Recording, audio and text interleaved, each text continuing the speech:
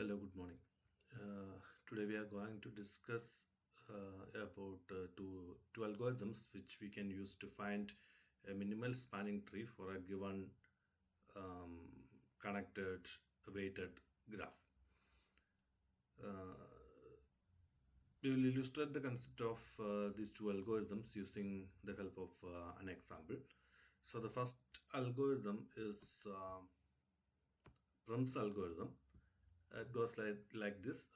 First, we start with an arbitrary vertex, step one. Step two is an iteration process. We mark the uh, vertices which are part of the spanning tree, which is developed in step by step, and the vertices which are not uh, not a part of the spanning tree is referred to as French vertices. And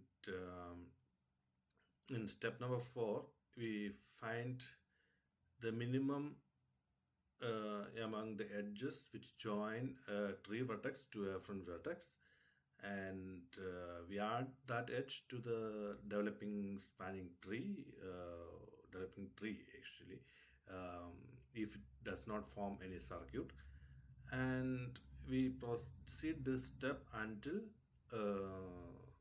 n minus 1 edges been chosen, and that will automatically give minimal spanning tree as an output. So here we have a weighted connected graph whose vertex set consists of the elements like, say, vertex set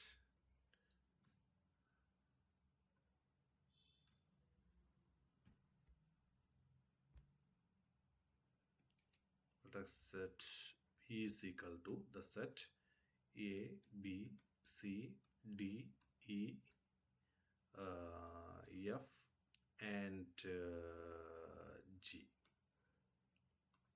Okay, in the figure, this vertex is written as E, so we can rename it as G.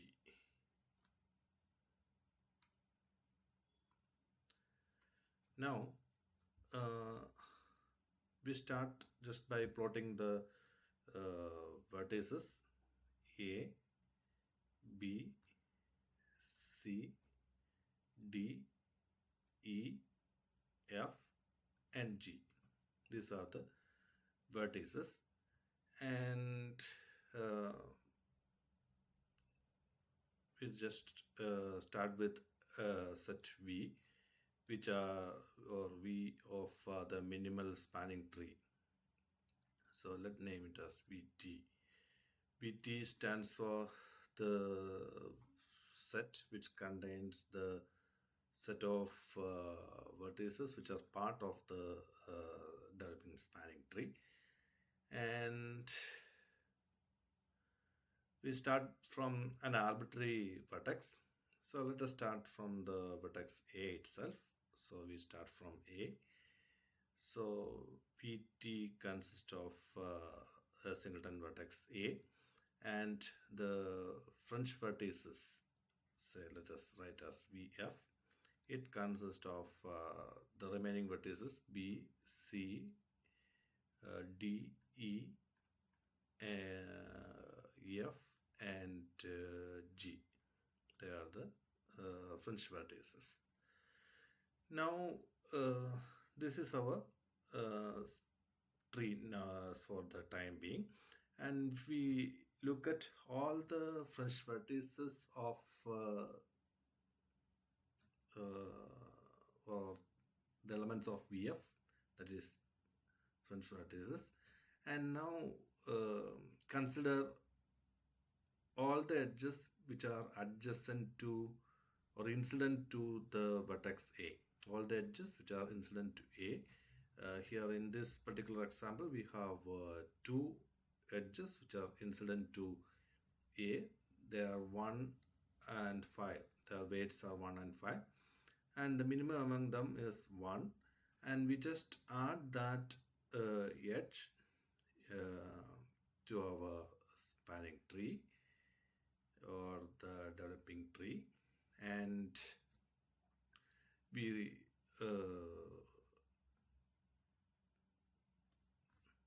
rewrite our set of vertices in the spanning tree as this is vertex B. So it consists of A, B, and B is removed from the set of French vertices. Now the set of French vertices consists of the vertices which are not part of the spanning tree, which are C, D, E, F, and G. Okay.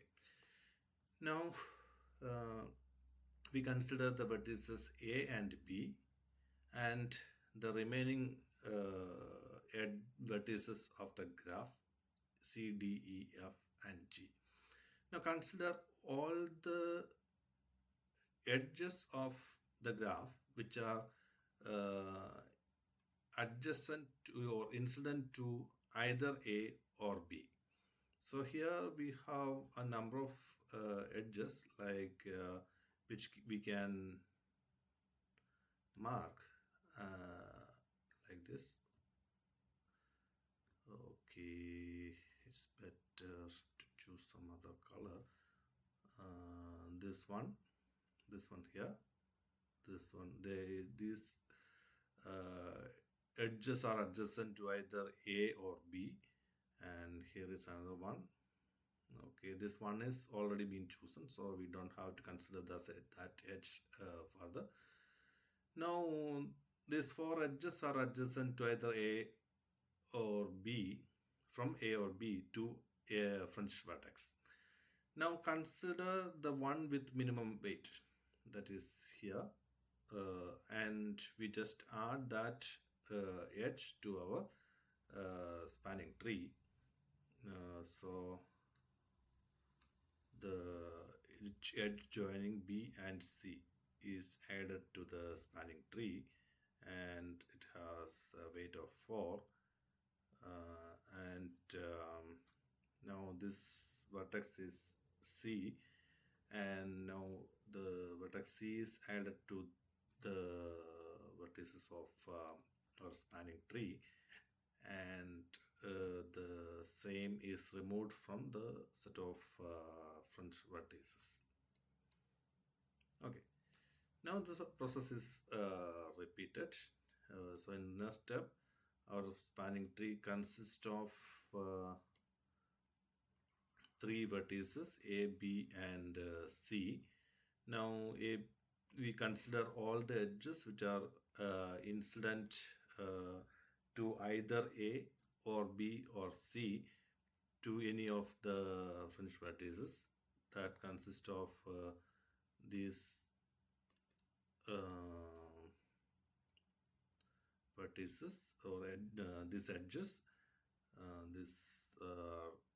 The edges which are incident to a vertex of the tree and incident on one of the French vertices. Now out of these edges, the one with minimum weight is here, is from C to F. So we just add that particular edge from C to F. This is F with weight 2 to the tree, and we just add the vertex F to the set of all vertices here and remove that F from the set of French vertices. Now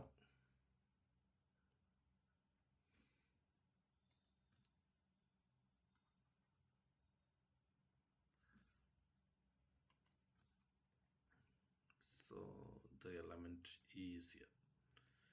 Now there are 3 more vertices or 4 vertices A, B. Okay, D is the D, E, F, F is added.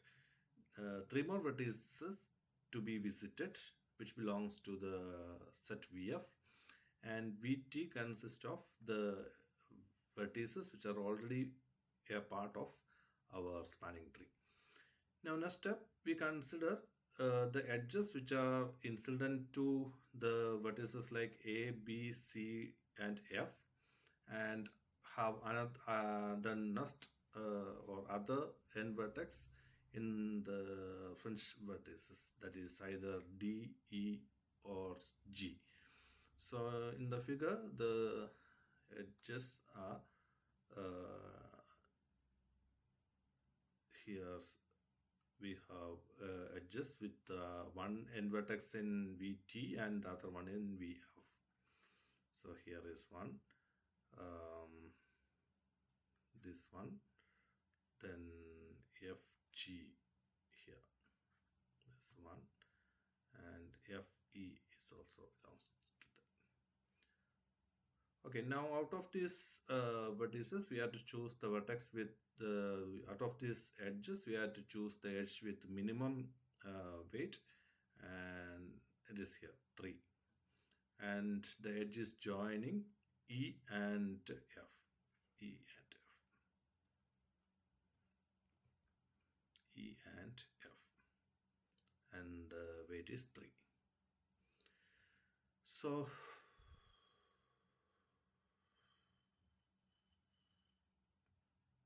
E is added to the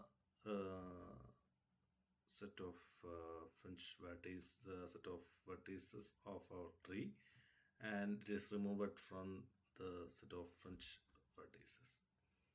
So the current set is added, and here it consists of two more vertices, that is D and F.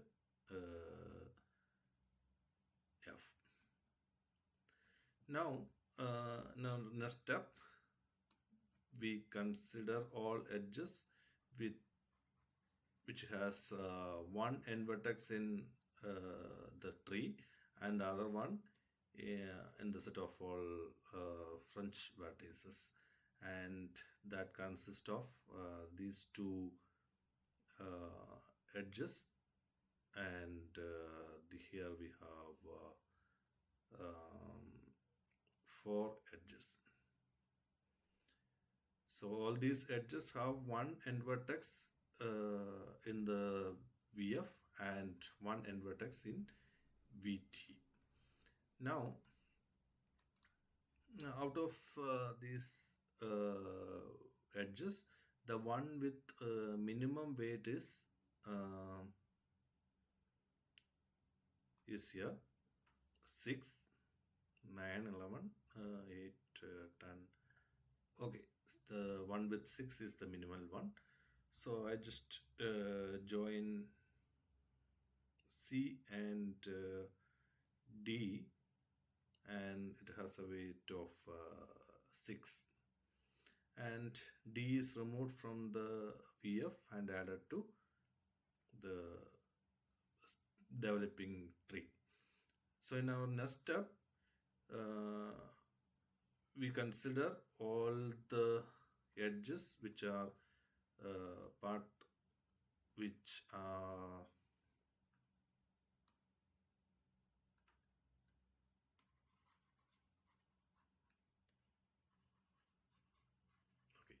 in our next step, we consider the edges with one end vertex in the set VT and the other one in the set VF.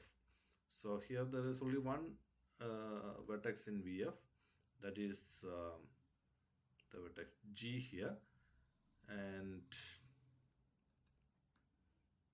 G here, and the edges which are incident to that G is of weight 10 and 12, and the minimal one is the edge with the weight 10. So we add this that particular edge to our developing tree with the weight 10. Now this G is removed from the vertex set VF and added to the vertex set of our tree. Now at this stage VF become equal to null set, and VT contains all the vertices of our given weighted spanning tree, and therefore we can stop the uh, running of our algorithm, and we can return this spanning tree.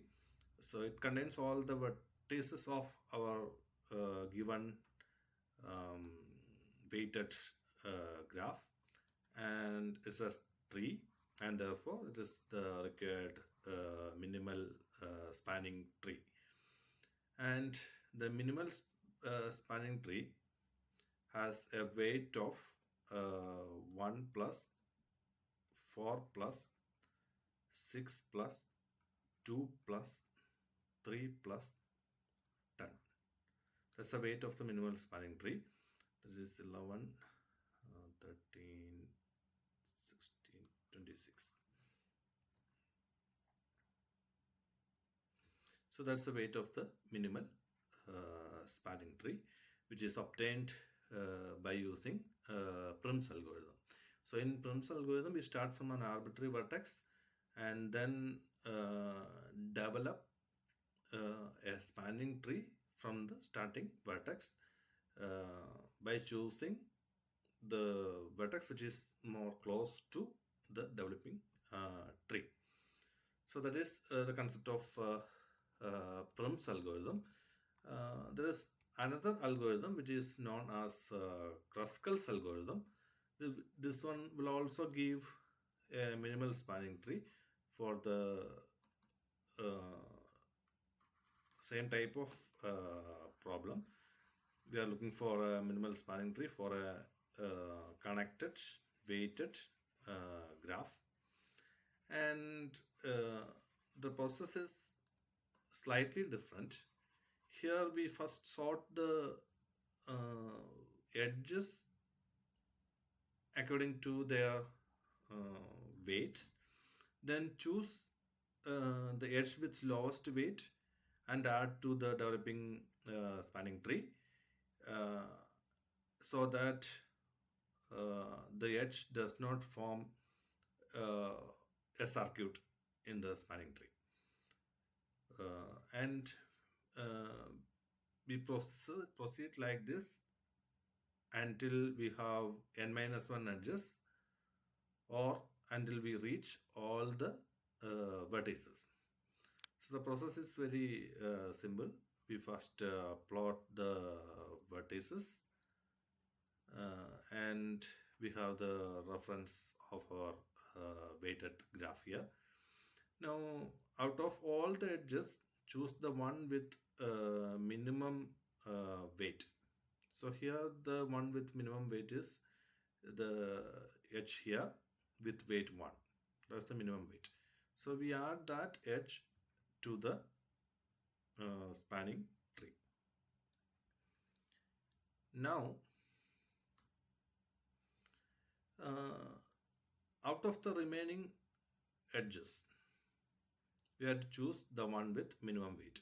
So if you consider all the edges of this graph except this one which is already been chosen, the one with minimum weight is here with weight 2. If you have a tie between two edges, we can choose one randomly. There is no problem with that.